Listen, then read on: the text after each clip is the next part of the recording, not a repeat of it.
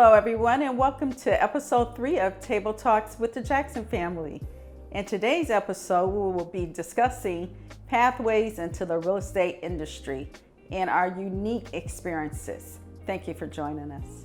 So, Dad, we kind of talked about the real estate crisis in the last episode and kind of how it affected your business. Yeah, I think you guys did a good job with that episode. Think so? Yeah. Okay. Yeah. Yeah, because you weren't here. Well, yeah, I know. And when I watched it, it brought back a lot of memories for me. Yeah. So, what were your thoughts? Well, it reminded me of thinking about my path, right? Mm-hmm. And thinking about how I've gotten here.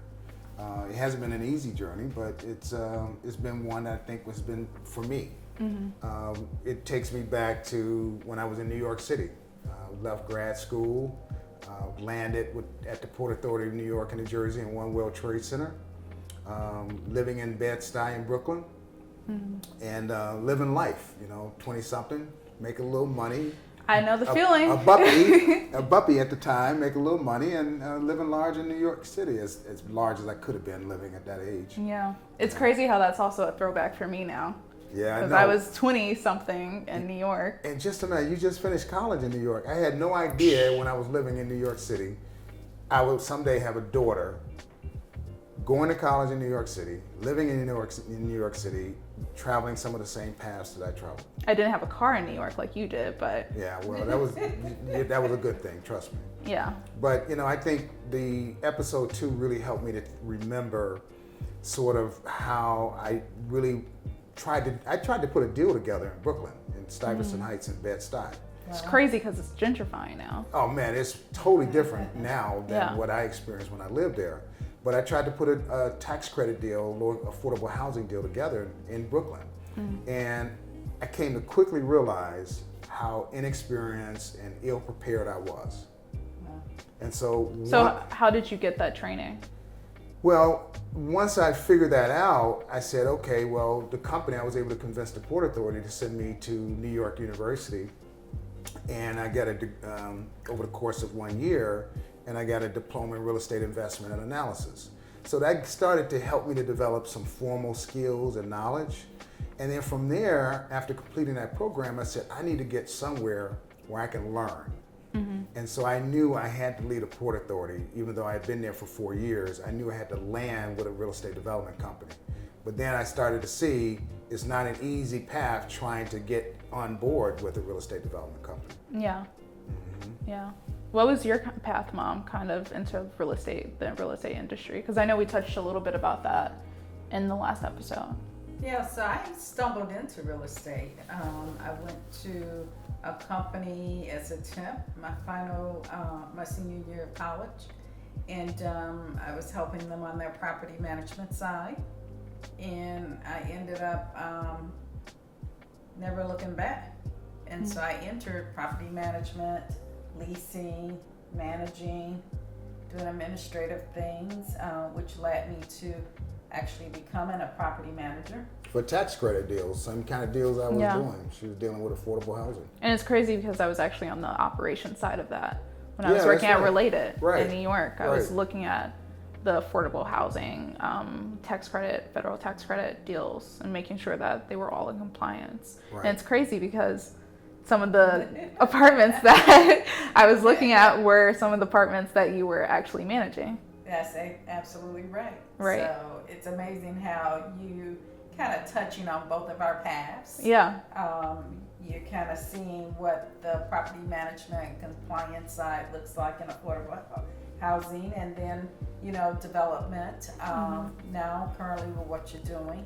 Yeah. So then after so many years in the property management, I decided to get my real estate license to sell. Yeah, and the requirements for that are pretty, not I want to say simple, but it's pretty accessible. Right, it's an accessible process. 75 hours, if it's still that. It was that when I got my license back in 1996. And then you find a broker, a managing broker to hang your license, and then you set out to sell property. and it's not as easy as people think. Right. So, you do, want to find a company that, if that's what your interest is, to kind of help you to understand the industry and how it works. Yeah. And the thing about the industry, there are a lot of entry points into the real estate industry. Your mother just touched on real estate leasing and sales, property management, and sales. Mm-hmm. Now, as for me, I'm on the real estate deal making side, on the real estate development side, which encompasses a lot of different things, including everything your mother just touched on. Right. And so it becomes important for people to think about where in the real estate industry they want to land in, because the skill sets have relationship, but they're kind of distinctly different depending upon what path you choose. And it's crazy because I've touched a little bit on the property management path through corporate, and then I'm touching more on the sales side by getting my license. Mm-hmm. And now with this new job, I am touching on the real estate development side. Mm-hmm. And so why do you want to get involved in real estate sales? Because your mama did it? Well, it's a good way to build equity. I mean, I think one of the things that is constant throughout real estate is that you need the money. Mm-hmm. Like, you need to have some type of capital to make some deals. You can't be broke and buy a house. You can't be broke and buy a building. Right. So I think real estate sales is just one of those things because it's accessible.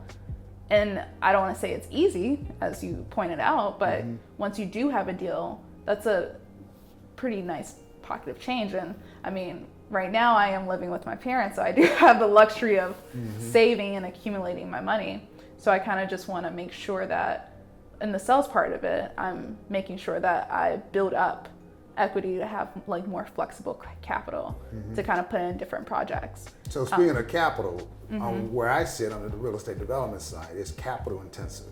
And that unfortunately is an area where being undercapitalized or under-resourced can sometimes stunt the growth. For urban equities, it has been a problem at various times in the company's 27-year history. Not having capital, not having it in the quantity that you need it, can impede your ability to grow. Right. It can impede your ability to be impactful in terms of rebuilding communities, and it can impede your ability to actually hire people that you can mentor, giving them a pathway into this industry. That's why you don't see a whole lot of Black folks in the real estate development industry. So how did you change your path after the recession? Because I know that you had to change it. Yeah, so when I saw that episode 2, I was reminded of kind of a little pivot I had to make around 2008, 2007.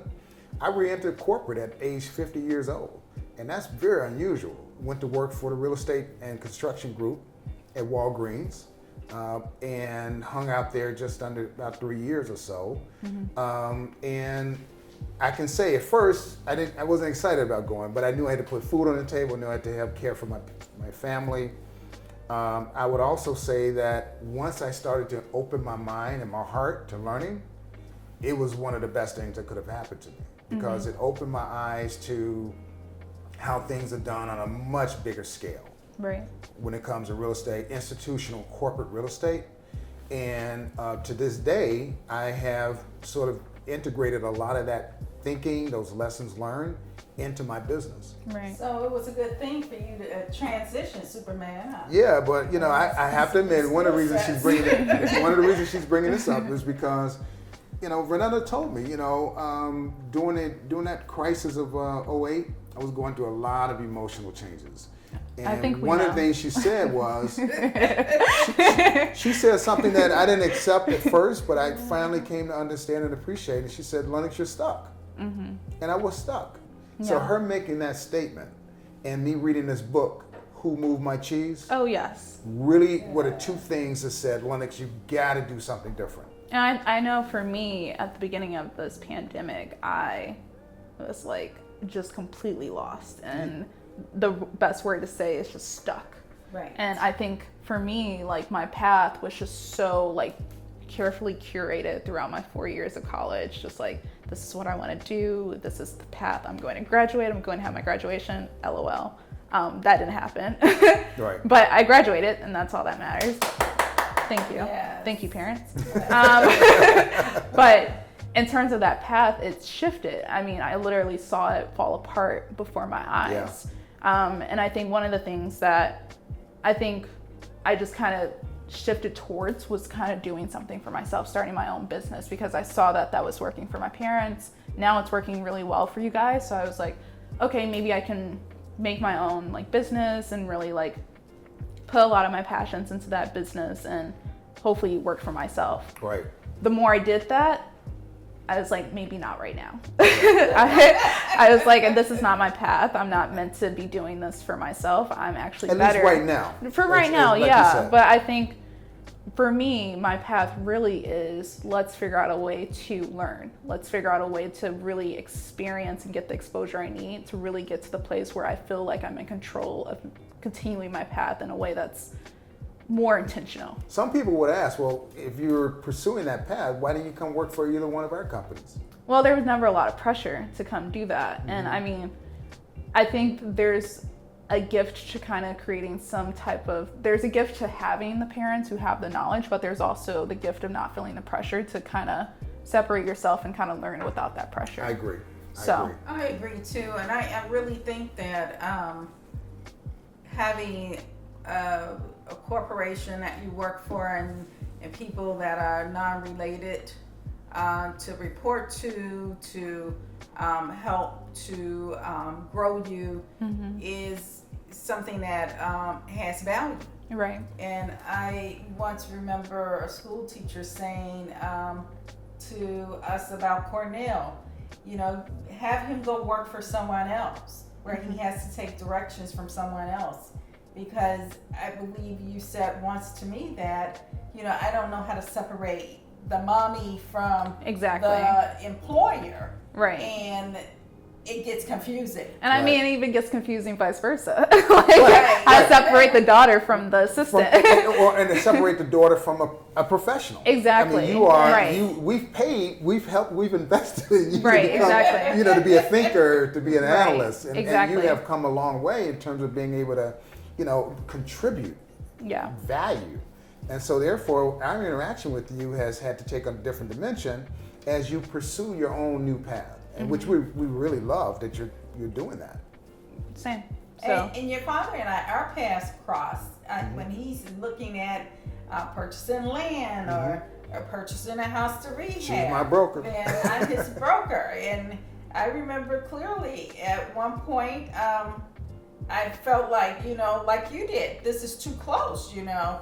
We have to work together, then we have to go home together. We don't always see eye to eye because, in my opinion, developers are always trying to push their envelope and brokers are always trying to tell them what the market says. And so it becomes this energy that can carry over into the evening hours where we should be separating that from our personal lives. And so I remember saying to him, you need to get your own sales team. Yeah. Because it just was too difficult, you know. And I think it's just important that we all kind of just recognize our paths. Figure out what works for us. I mean, you guys have had a lot of time to think about that. Right. And you understand what does work and what doesn't. But I think for me, I'm very happy with the path that I have right now and the fact that I am at a company that I feel like I'm growing a lot within. So. And I think Cornell, you know, he's not here in Chicago, he's in LA, but he too is on his own path-seeking process in the music industry. So we're excited that you guys have done that because that's what we want you to do. Money well spent. Yes.